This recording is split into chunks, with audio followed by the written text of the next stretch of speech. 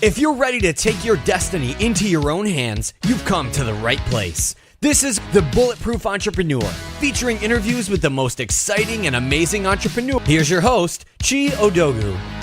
Hey everyone, thanks for tuning into the show today. If you love what you hear on today's episode of the podcast, go to iTunes and leave a review and a comment. It helps other great listeners like yourself find the show. And of course, you can always find more episodes of the Bulletproof Entrepreneur podcast at www.odogwu.com. And without further ado, on with the show. Hey everyone, welcome to the show. I have a great guest today. I'm actually very pleased and excited to be talking to Jeff Goins. I was telling Jeff right before we got on the interview that while I was still working for a corporate job, Jeff was one of the main blogs that I used to read to help me get inspired to try and start my own online business and online entrepreneurial journey and adventure. So it's interesting how the universe works that many years down, I get to be talking to Jeff about his life and his business after he's invested so much in my life without actually knowing me or meeting me. So I'm pleased to have Jeff on the show today. Jeff is a widely recognized internet phenom and celebrity, although he's very down to earth and you wouldn't know it. He started his blog out of a need to make some money to support his wife and his family because they had a baby on the way, which is the baby effect that typically tends to show up in many entrepreneurs' life. In about a year and a half to 2 years, he started making six figures and effectively replaced the income of himself and his wife.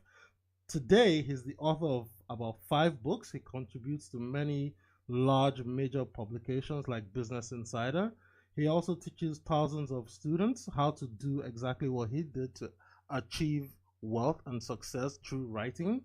He's a coach to hundreds of people, showing them the steps to go through to become better, more influential writers. And he's just an all-around creative artist that teaches people how to live their creative dreams.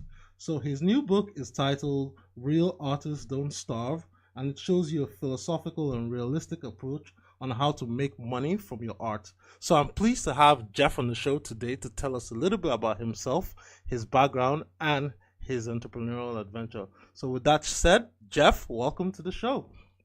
Hey, Chi, good to be here. Thanks for having me. That was a wonderful, very kind introduction.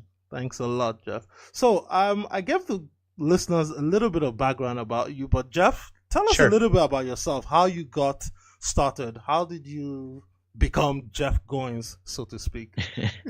Yeah. Well, I became Jeff Goins when my mom and dad got together and fell in love. I'm 34 and I've been running this online business for 6 years. And as you mentioned, I write books and then also help writers and authors succeed with their creative work, particularly through blogging and online marketing and business. And I got into this because my first real job out of college was as a marketing director for a nonprofit. I didn't know anything about marketing, but I kind of figured it out on the job. I started out as a copywriter and then eventually started the first marketing department at this organization. And I did that for almost 7 years. And during that time, my love for writing, which was something I'd always had but never really taken seriously, started to come back. And I saw the ways that the internet could help ideas spread. And I had a number of different blogs, at least 8 different blogs that had all failed. And I was passionate about getting my message out there, but I didn't know what I didn't know. I didn't know how to get it out there. And so I started studying blogs. I started seeing that blogging was a way that writers were getting attention around their work. And in 2010, at the end of the year, I started a new blog. And as you mentioned, that was around the time when my wife and I started thinking about having a family. And then in 2011, I grew the blog to tens of thousands of readers. And by the end of the year, we were pregnant with our first child. And so I had this audience, and I heard that you could monetize this, that you could make money off of it. I didn't know how to do that.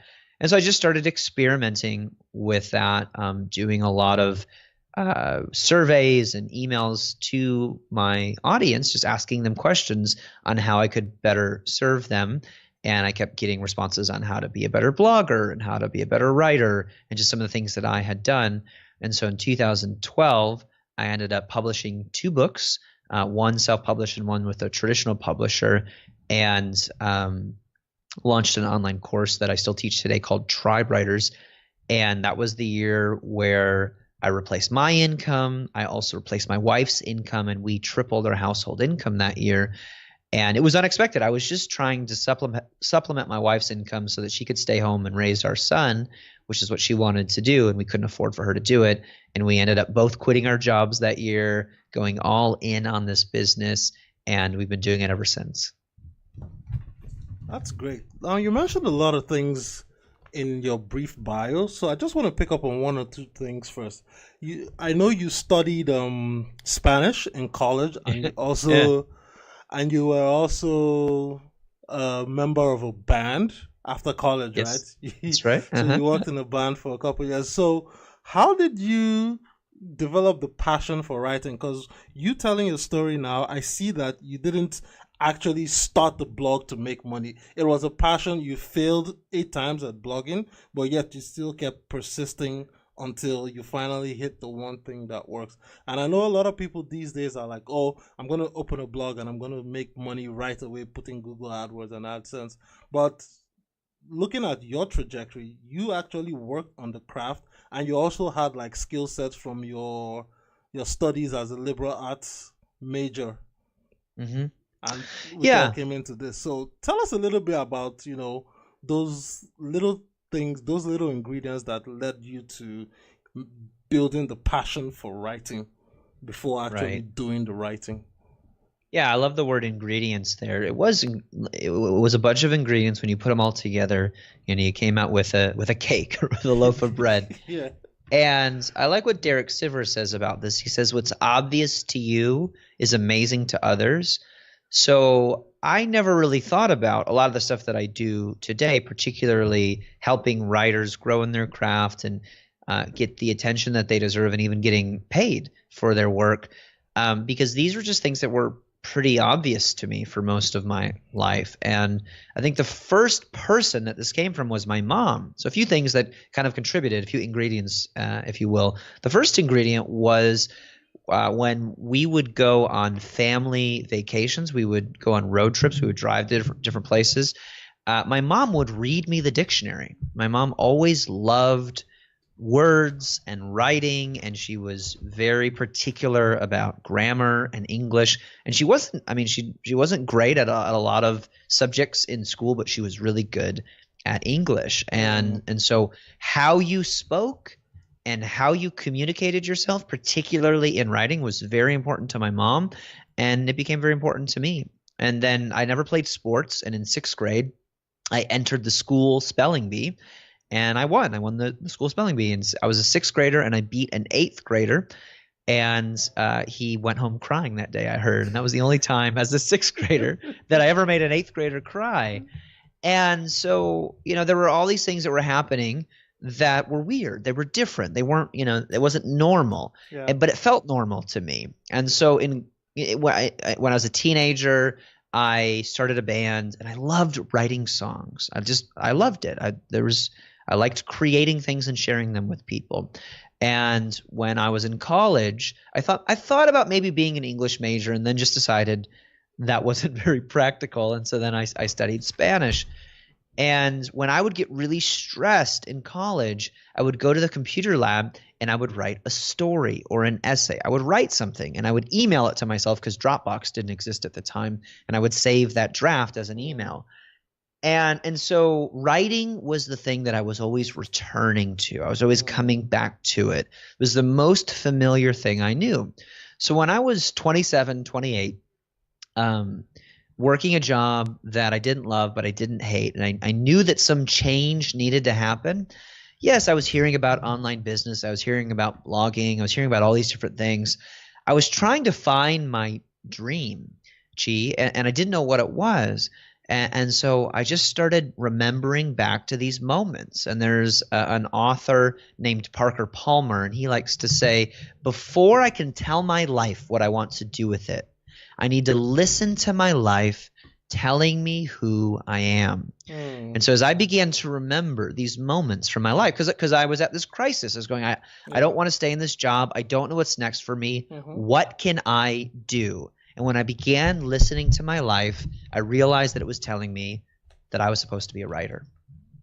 And it sounds to me like with every hero, there's always that point where you have to dig deep and figure out who you are, who you're going to be, and then the reinvention process takes place. Kind of like you metamorphose, is that the word? I believe. Like like what do they call it? A caterpillar becomes a butterfly. Right. Correct. So you go in, you withdraw, you sit down, you think, you plan, and then from the inside out, you transform and become this new person. So you basically return to all the things that had made up the tapestry of your life over the years, and then you now sat down, you now thought that, hey man, I am a writer. It's not that I want to be a writer, I already am a writer. That's right. Yeah. So in many ways, I felt like I was in this cocoon for years, and I was trying to find my dream. A friend of mine asked me, what is your dream? I said, I don't know. And I was really just afraid to admit it. And he looked at me and he said, well, that's weird, because I would have thought your dream was to be a writer. I mean, it just kind of seems obvious to me. And when he said that, I mean, it just hit me. I felt those words. It was like getting the wind knocked out of me. And I said, well, yeah, I'd like to be a writer someday. He just looked at me again and he said, Jeff, you don't have to want to be a writer. You are a writer. You just need to write. And it was this really interesting moment for me where I thought, what if this thing that I am striving to be, I already am, and now I just need to be it and act as if I am this way. And I don't believe that we fake it till we make it, but I do think that we believe it till we become it. And that may sound like a semantic difference, but it's pretty significant to me. If you're faking it till you're making it, there is this voice in the back of your head that says you're a pretender, you're fake, you're an amateur. Whereas for me, it's like saying you are a prince, like you are the heir of, this entire land, and it all belongs to you. Now you just have to act like a king, right? You have to act like a ruler, something like that. And so when my friend says you are a writer, now you just need to act like it. That was significant to me. It was like emerging from the cocoon, not knowing how to use the wings, like it still felt new to me, but it was far more important than just trying to be something. And so I do think this is the act of becoming an entrepreneur or an artist or changing the story that your life is telling. The understanding of identity, of who you really are, is very important, because whatever we believe about ourselves has a way of coming true. I think that activity follows identity. So if you want to go, start a blog and make some money, that's cool. But spend some time asking yourself, who am I really? And it's not just entrepreneur, it's not just business owner or blogger. Like, who are you at your core? And once you understand that, I think that is the center from which all of your best work will come. That's very powerful stuff. So staying on that subject a little more, when we figure out who we are, because as you mentioned that, I know after reading your book, Real Artists Don't Starve, I remember the part where you were talking about Michelangelo, who believed that he was related to some noble clan or noble family in the Renaissance time, and because of that belief that he was descended from royalty, he acted in that manner, and that's why he was able to actually build up the level of credibility and success, just because he wouldn't let anybody put him down, even though his family circumstance did not show that noble bearing, so to speak. Right. Yeah. I love that story. It's very interesting. Basically, Michelangelo was told his whole youth from his parents and family that they were noble, that they had some noble blood in them.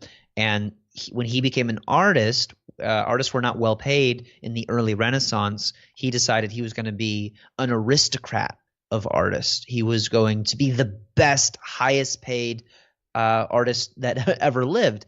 And that's what he became. He became the Renaissance's richest artist, and not only that, the richest artist who had ever lived at that time. And he broke the glass ceiling for creatives in the Renaissance, and there were many wealthy artists who followed in his footsteps later on. And years later, historians found out that it wasn't true, that he actually wasn't descended from noble blood. But because he believed it, he became it. And so the stories that we tell ourselves about who we are or who we can be are very, very important. And I like to tell people, if I'm working with students of my courses, coaching clients, whatever, if you think you can't, you won't. Right? It's that whole Henry Ford quote, whether you think you can or you think you can't, you're right. You're right. Yeah. And so what we believe about what's possible for ourselves and our own success is very important. And I don't want you to run around, pretending that you're somebody that you're not. Mm-hmm. But if you have this voice in the back of your head that says you can't do this, you can't do this, you can't do this, that's going to affect your work. Yeah. And so it is this process of believing it, then behaving as if it's true, and then eventually becoming it. And that's what Michelangelo did. He believed that he was noble, so then he acted like a noble person, and he actually became a very aristocratic artist. He was the wealthiest artist of his time. So, but how does someone deal with that that voice that says you're not good enough or you can't do it? That head trash or that imposter syndrome, as it were, that especially when it comes to being a creative artist, because you look around and you say, hey, I want to make something new and I want to create and I want to put a dent in the universe, but I don't feel good enough. I don't know if people are going to ridicule me or are going to laugh at me. I don't know if my work is going to be accepted. Maybe I should keep to myself and keep working on my art. How does someone get the confidence to start stepping out and living their belief? I don't think that you get the confidence and act. I think that you act your way into confidence. Okay. The most successful, bravest people I know have told me, when I'm doing this thing, if I'm a speaker and I'm stepping up on stage, when I'm writing a book, when I'm running my business, when I'm doing this, when I'm at major moments, I am scared to death, they tell me. Yeah. And I just thought that very successful people, like, eventually they got over it. They got confident. They got unafraid. And maybe that's true for some people. Every person that I want to be like, whose success I admire, is not that way. I asked a mentor of mine, I said, when did you stop being afraid of doing big things? They said, never. I've always felt afraid when I was doing something big that was risky. And I thought, well, what is the difference then between these very successful people and the rest of us? And I think the difference is they have learned the art of doing things while they're afraid. Whereas those of us who feel fear tend to just shrink back and go, well, I can't do that because I'm afraid. And fear becomes a signpost in the journey to success. Yeah. It reminds you, hey, remember the last big thing that you did and you felt afraid and you did it anyway and it was amazing? If you're feeling afraid now, that is a reminder. It is a sign that you are on the right track towards something significant. So I think we need to stop thinking about, how do I get over this? How do I get brave? How do I acquire confidence?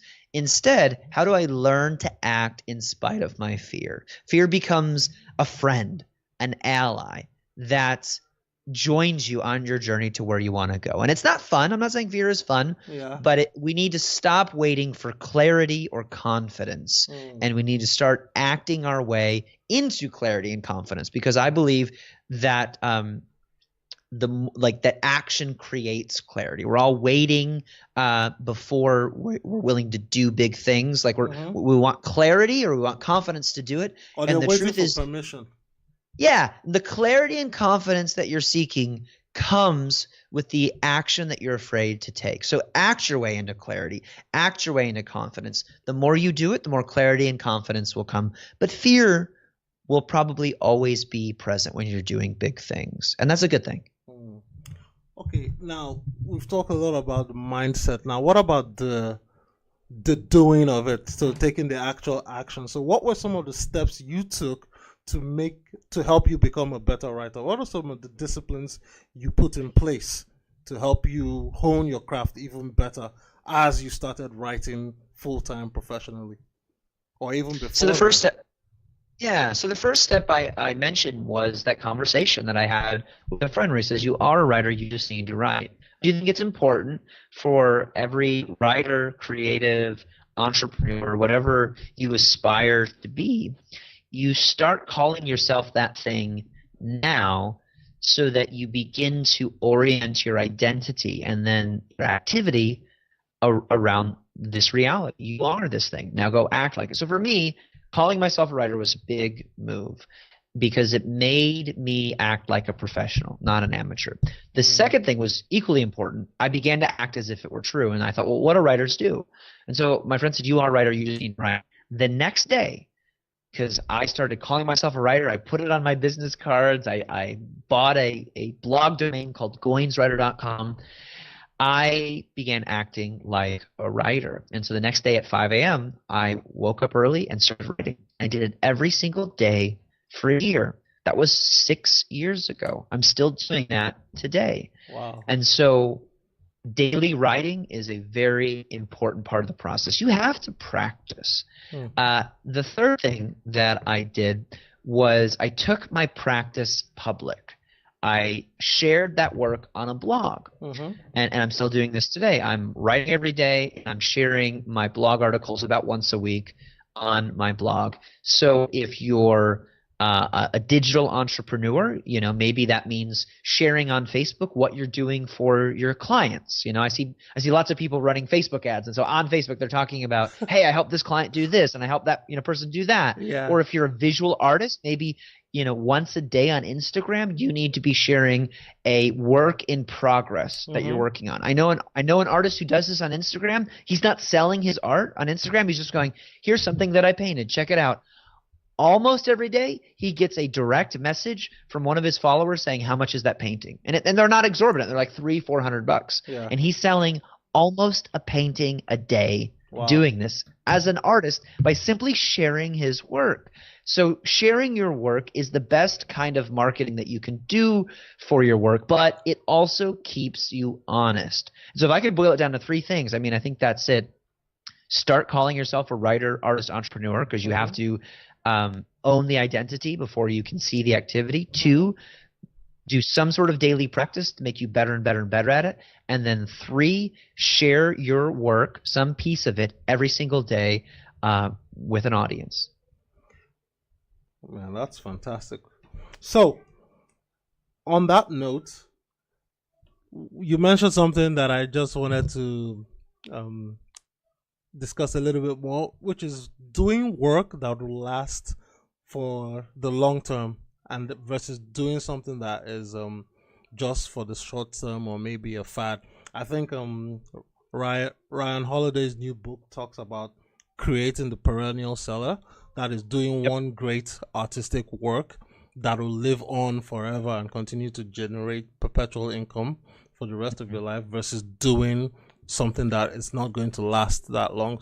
So how does a creative artist learn how to create a perennial seller, something that is evergreen and eternal? Like your books will continue to sell because they always sell because you've written on timeless topics. Yeah, I appreciate that. I think Ryan's book, Perennial Seller, is a great primer on this for sure. There's a few things that I've learned from him and from my own experience on this, and I don't think I'm a master at this, but I'm trying to do better and better with this. One thing is if you're going to tell stories, use proven timeless examples. I remember reading an article one time about how Malcolm Gladwell never uses news stories in his books. And it's true. He doesn't use typically very newsworthy stories. The stories are at least 10 to hundreds of years old. And in Outliers, he told the story of Bill Gates, which at that time, that story was 20 years old. A contemporary success story, but still not something that's, headlines today. And the idea here is if you want somebody to be reading your writing, if you want somebody to be consuming your work 10, 20, 100 years from now, you can't use a bunch of material that dates it, that feels too contemporary. So I've learned that. I like old stuff. I like telling old stories and sharing older ideas, not that are obsolete, but that have endured. Because if something has endured for 10, 20, 50 years, it'll probably endure for another 10, 20, or 50 years. And that's actually something that I learned directly from Ryan. He talks about that in his book. I also think that what I am interested in is not tactics, but strategy, which sounds maybe a little bit nuanced. A tactic is Facebook ads, right? Yep. That may work now, but it may not work in 5 years from now. A strategy is get people's permission before you try to sell them something, right? And I love this about Seth Godin. He uses a lot of stories in his books. He shares a lot of practical examples and illustrations. But what he's always getting at is the idea behind the work, right? In permission marketing, he tells stories of all these different businesses that, some of which have come and gone. But the ideas, the strategies still remain, which is, strangers become friends, friends become customers. Like that will never not be true, no matter what happens in the business world or what happens in the marketplace. 50 years from now, people probably won't be using Facebook ads to sell their products. Maybe they will, but I almost guarantee that you'll have to find a channel where people are already showing up to find a way to interrupt those people in that channel, then incentivize them to come back to your channel, and then begin a communication relationship with them where you can eventually sell them something or try to, persuade them in some way to do something. So focusing on strategies over tactics is, just kind of personally gratifying to me, and it's where my head lives most of the time. I think about ideas, and of course we all want practicalities, but I think the question behind this tactic is, what is the strategy guiding this? Because once you learn the why behind the how, if that tactic becomes irrelevant, you can take that strategy and you can apply it to the new channel, the new medium, the new piece of technology. That and telling timeless stories, I mean, those two things together can contribute to creating timeless work. I think the last thing I want to say on that is the things that you do to promote your work now can either contribute to your work's success years from now, or it can hurt it. And what I mean by that is this: if you push the work, if it feels too high pressure right now, like buy my book, it's going away, like use all the urgency, all the scarcity, you can get people to buy your work now, but it can hurt the long-term success of your work. And I first saw this exemplified with a guy named Ben Arment, who ran a conference called Story, which was a conference for creatives and artists, and he did it for years. And I kept hearing about it in my little circle of bloggers and creatives that I knew, and I kept saying, "Hey, I'm going to go to that someday." And I would tweet at him, and he would go, "That's great, Next, if you didn't get there this year, next year will be better." And then he wrote a blog post about this one time, which I thought was really fascinating. He said, "When people tell me, 'Oh, I missed it,' this year, I don't do the FOMO thing where I go, 'Yeah, you missed it.' I tell them, that's okay. Next year will be better." And he said, with this conference, we are trying to achieve this vision, and we haven't quite gotten there yet, but every year we get closer. So if you missed this year, it's okay. Every year gets better. So I'm excited for you to come next year because it's going to be even better." That's pretty counterintuitive in a culture of urgency where if you miss it, you're never going to get it again, right? Even in online marketing. And so, look, I get the scarcity thing, I get the urgency thing. There's a place for that. But if you're writing a book, if you're building a business, if the thing you're building you want to exist 10 years from now, I think there's value in saying, "Oh, you missed it this week, or you didn't buy it when it came out. That's okay. It's still going to be here next week, next year, and it'll be even better then." The patient persistence of saying, people are going to come and go, they're going to pressure you, they're going to make money, they're going to go broke. I'm still going to be here in 10 years doing what I'm doing today. That's relieving to people. So I think those three things are helpful ways to create work that doesn't guarantee that it will endure, but sets it up for success. And I think we can sense that. I think we can sense when somebody's trying to get our attention now, they're trying to sell us something now, versus somebody is saying, hey, I'm still going to be here. Right. My band is still going to be touring 5 years from now. I'm still going to be writing books 20 years from now. The business hopefully will still be here a decade later. There is a sense of ease as a customer and a consumer that we feel when we encounter brands like that. Yeah. And it just reminds me of like some of the timeless musicians that I listen to. Like take, for example, I don't know if you've heard of Sade Adu.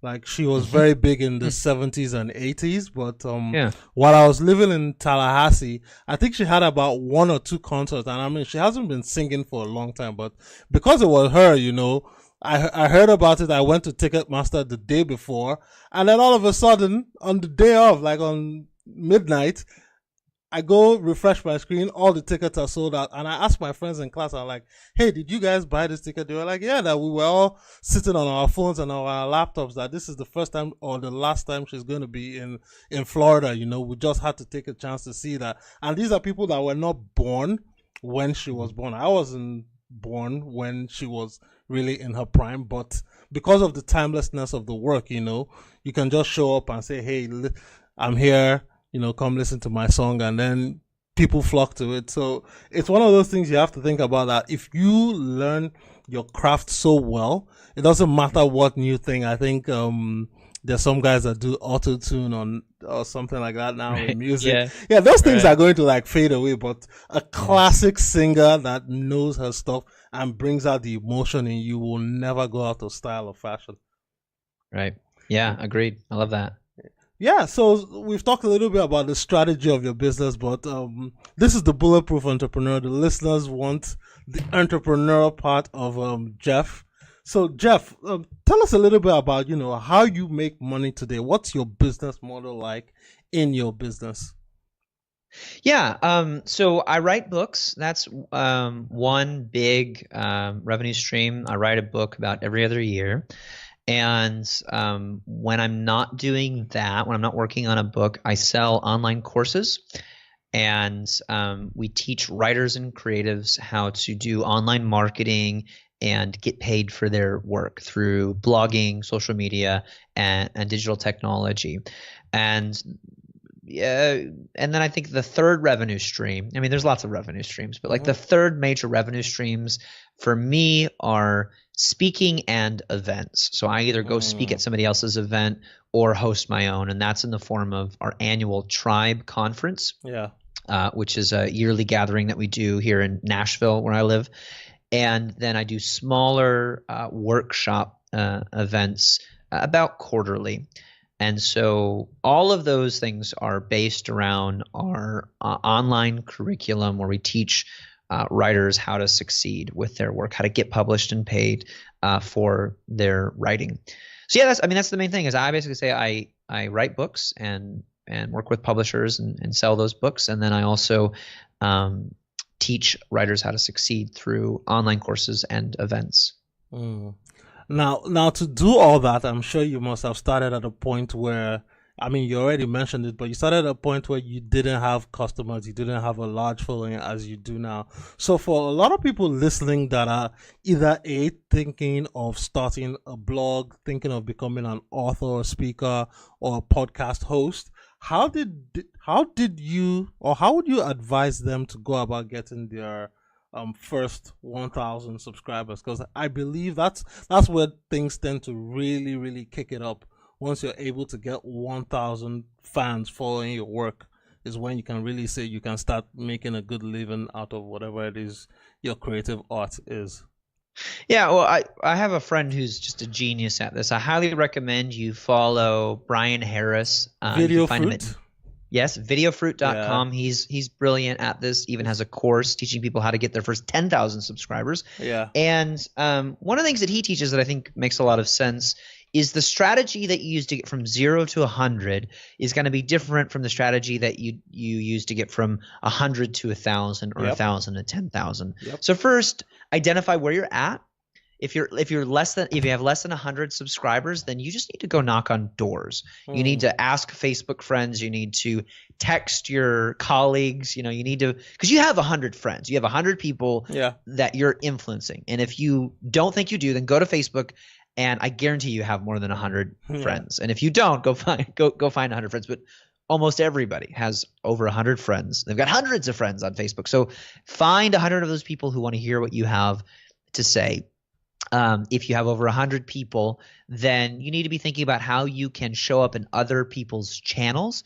I just spoke with a writer earlier today, Ryan McRae, who runs a website called theadhdnerd.com. He told me how in a year he got over 1,000 subscribers. How did he do this? Well, he wrote a bunch of articles on other people's websites and then linked back to his website where he was giving away a free ebook. And he got over 1,000 subscribers doing that. Today, he's got over 2,600 people subscribing to his email list.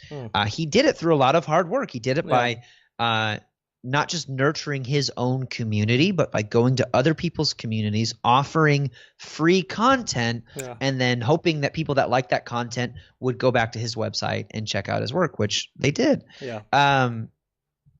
So I think tactically that's how you can do that. You need obviously a website. You need some sort of lead magnet, an ebook or an email course, something that people can get for free from you by opting into your email list. And then I think like a less tactical thing that you need, but is still very important, is you need a subject or a topic or an idea that feels urgent to people. So when I started writing, I was talking about how to be a better writer and how to grow your audience as a writer. This is something that people worry about. How to write a book, how to get your work published. These are things that my audience that keeps them awake at night, right? Ryan McRae, whom I mentioned earlier. I have ADHD. How do I deal with this? How do I remember everything? How do I not get distracted? How do I organize my life? These are things that people with ADHD worry about and stay up late, thinking about. So Ryan is meeting a very urgent, immediate need. And I know lots of writers who start a blog or a podcast.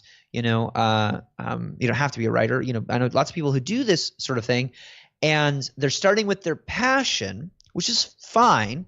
But your passion in and of itself is not enough to build an audience. I don't think you should start with your passion. I think you should be passionate about it. I think you should start with the need. What do people need? What do you have, as I mentioned earlier, that, as Derek Sivers says, something that is obvious to you that is amazing to others. And you may have to experiment with this. You may have to ask other people. So you need to be meeting some sort of urgent, immediate need.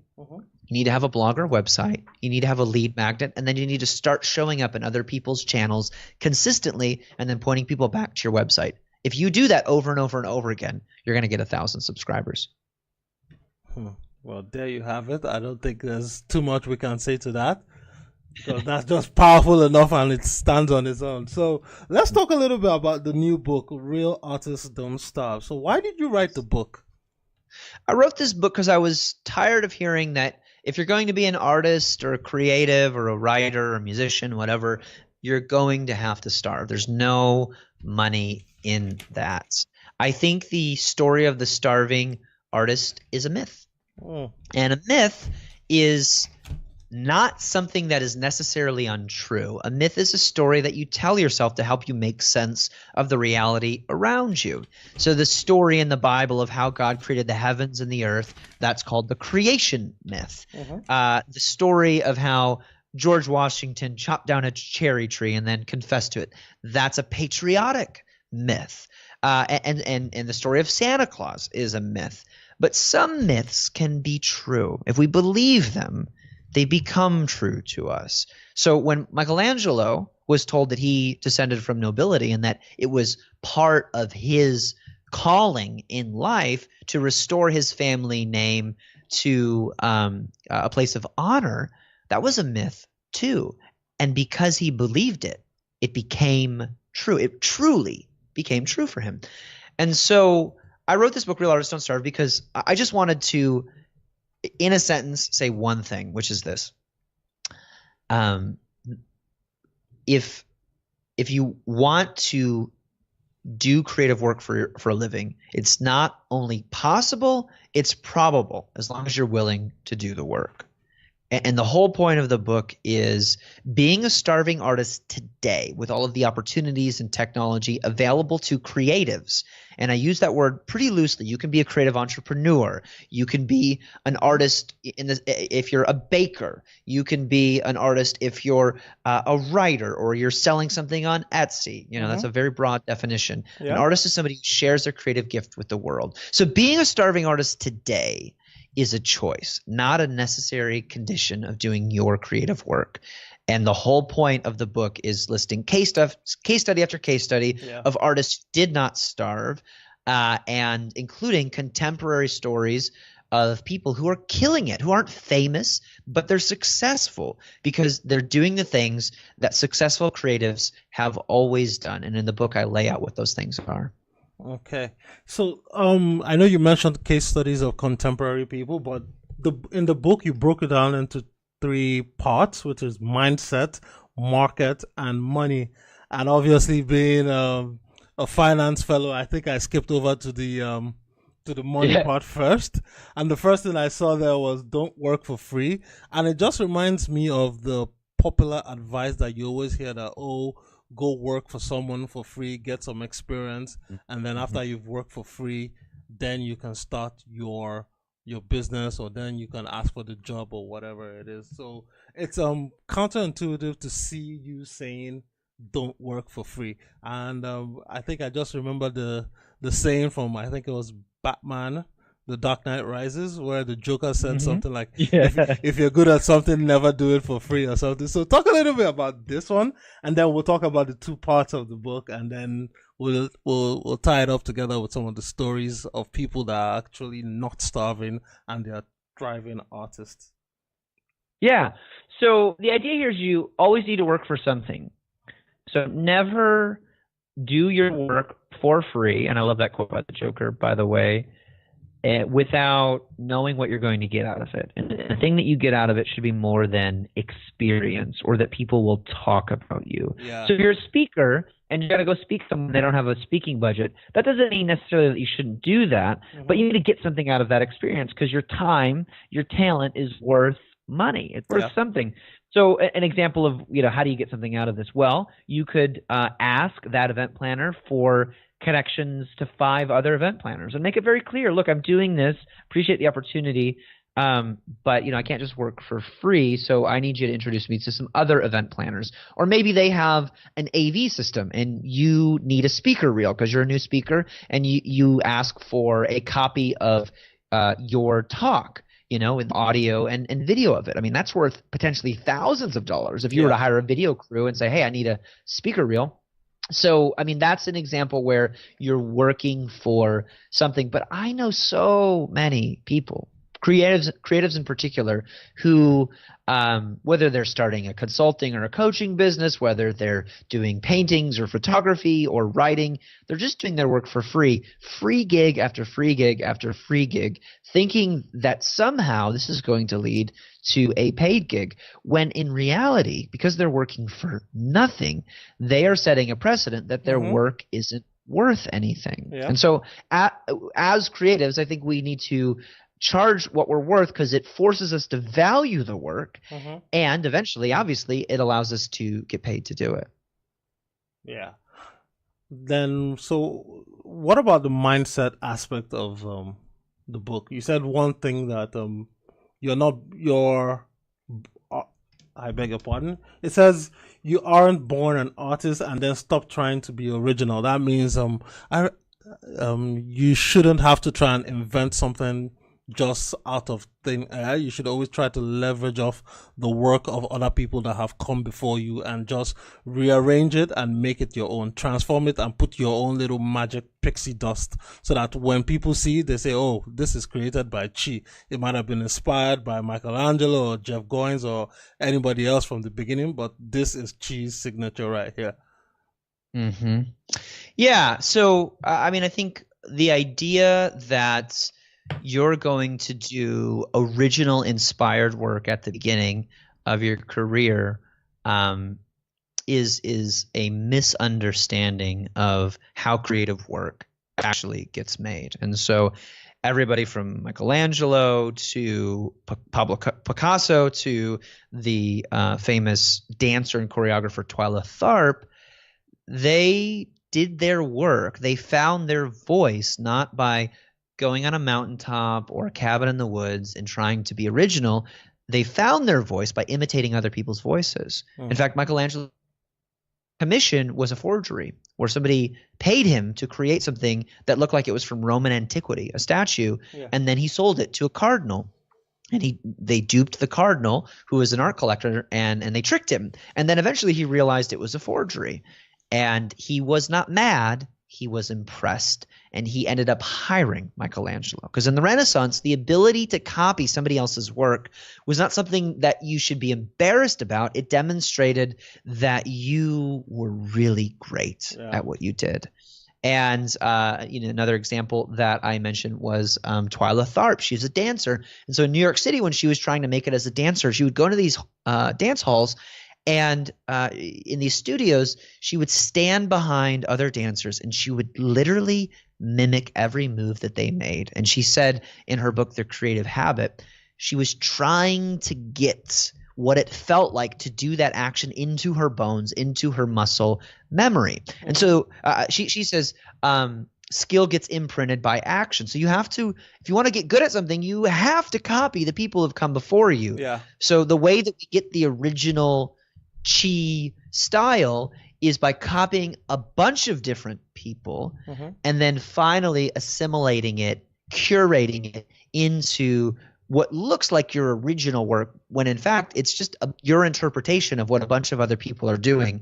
But I like how the historian Will Durant says this. He says that nothing is new except arrangement. And so our job is to borrow business ideas and borrow design ideas and borrow songwriting ideas from all of these different influences and bring them together and then rearrange them into this thing that people call our style. And the last thing we're going to talk about the book before we wrap up the show, because I don't want to give people too much about the book. Let them go buy it on Amazon if they want to get the full gist of it, is one thing you mentioned here was you were talking about collaborating and working with others.